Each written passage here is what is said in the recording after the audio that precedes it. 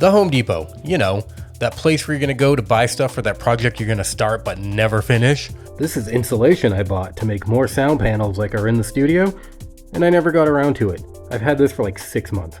Well, they don't just sell overpriced hand tools now and shitty lumber, they're getting into the DJ game. I saw this listing on Facebook earlier, and I had to look at it, and I had to make a video about it. Now, I'm probably not the best person to be talking about digital DJ gear since I'm a vinyl DJ. You would know that if you watched my weekly all vinyl drum and bass stream on Twitch. But it's still fun to look at it, and it's still fun to talk about it, so let's check it out. So here we are over at Home Depot, where you can find the Gemini MDJ series of USB media players. We look on here, you can see they come in 3 flavors. The 500, which I'm guessing is entry-level, mid-level, professional.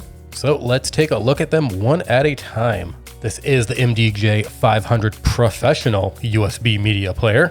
Looks like they're going after Pioneer. Here, this one is $229, or you can pay $204.95 after $25 off when you get your qualifying purchase upon opening a new card. Don't do that. Then it looks like these are only available online. Going down here, I'm not going to read this because that's just all marketing fluff. We got full featured USB media player with 4.3 color screen that provides full track information like title, time, BPM, and pitch alongside the precise full-size waveform window. Multiple platter modes include reverse, play, vinyl, and stutter cue.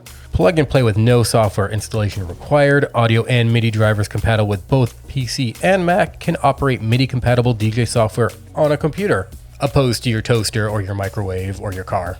With smart appliances now, you could probably put Serato on a toaster. Plays Wave MP3, AAC, and AIFF. Music files on USB devices, bit depth and sample rates playable on sound card range from 16-bit 44.1 kHz to 24-bit 192 kHz.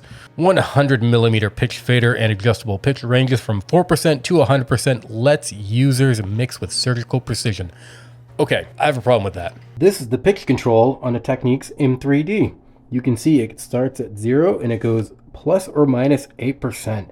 That means whatever your song was recorded at, you can go minus 8%, plus 8%. And that's good enough for me. 100 is absurd. While you can fine tune this very easily, if you're going from here to here, that can be 100 plus BPM in this entire range. That is insane. You are not surgically precise with your pitch matching right there. That is such a huge range that it'll be damn near impossible to get that perfect. Manual and BPM based auto looping makes it easier to create builds or extended breaks. Sweet, I'm down. 4 hot cues per track allows jumping to samples or dropping with ease. Slip mode means users can use scratches or hot cues without ruining mix. Don't want to ruin those mixes. Includes power cord and RCA cable. Fantastic. And there's a return policy, which we are not going to look at.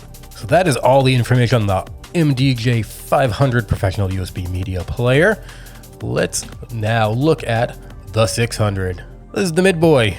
So we're not going to go through all of the specs because it is literally the exact same thing. But if you look on the front here, we have a CD player for those who still use CDs for whatever reason. So for an extra $70, you have the ability to use a media that you will not use.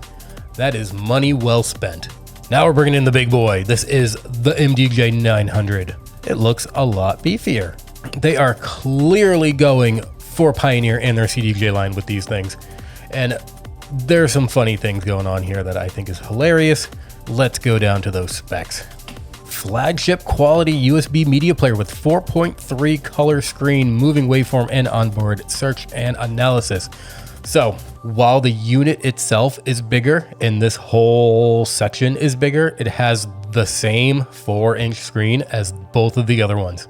So instead of utilizing all of this extra space, they kept the same screen, moved the USB thing from here to here, added this little jog wheel, this button, and that button. This looks so janky.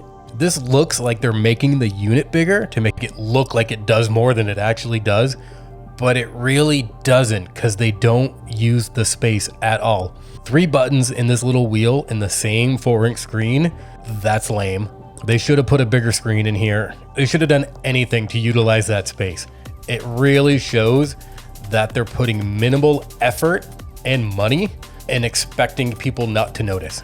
Clearly the platter is bigger and looks a lot like a CDJ platter, but hey, they took out the CD drive. That's funny. So you pay $70 more for it on the 600, but then you pay another $100 and they take it away. Capacitive platter with center display delivers professional quality performance, adjustable tension, and start times. Way to go, boys. I bet you meant start-stop times. Multiple platter modes include slip, reverse play, vinyl, and stutter. Plays music files on USB devices, well, all the same stuff. Network linking opens up features like library sharing and BPM sync between units. That means you can connect the units together like you can on CDJs. They'll talk to each other. They'll send all their information back and forth. You know, their numbers, what boys they're thinking about, what they did for dinner, all that stuff. Extensive auto looping, 8 auto loops, loop roll mode, and dividing or multiplying loop lengths, up to 4 hot cues per track, granted instant access to those important parts of the music. All the other ones had 4 hot cues. You would think they would at least do 8 if this is their flagship model. Built-in high pass and low pass filter for unique mixing opportunities. Why do you need that on your player? Your standard mixer should have that effect plus more. There's no need for that on the player. MIDI mode for the ultimate platter control, complete with on-screen deck info in virtual DJ.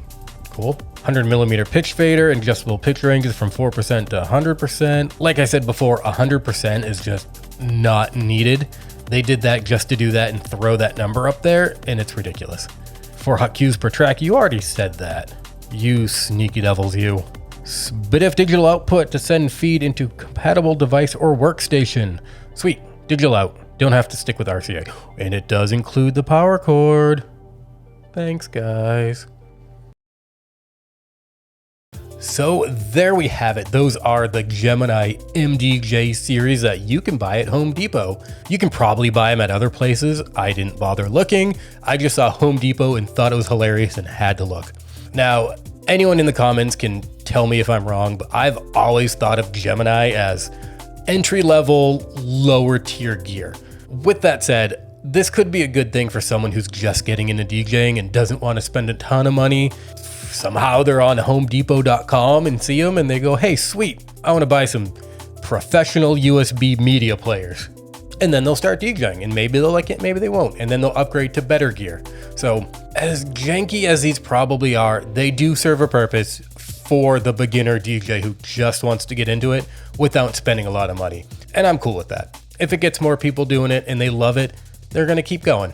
With that said, what do you think of the Gemini MDJ series? Are you going to rush out to Home Depot to get them? You should. And buy some shitty lumber while you're there. Make sure to do all that YouTube stuff. You know, the stuff we ask you to do. Check out all of the socials. This guy likes it when I plug my Discord, so join the Discord. Thanks for watching. Peace.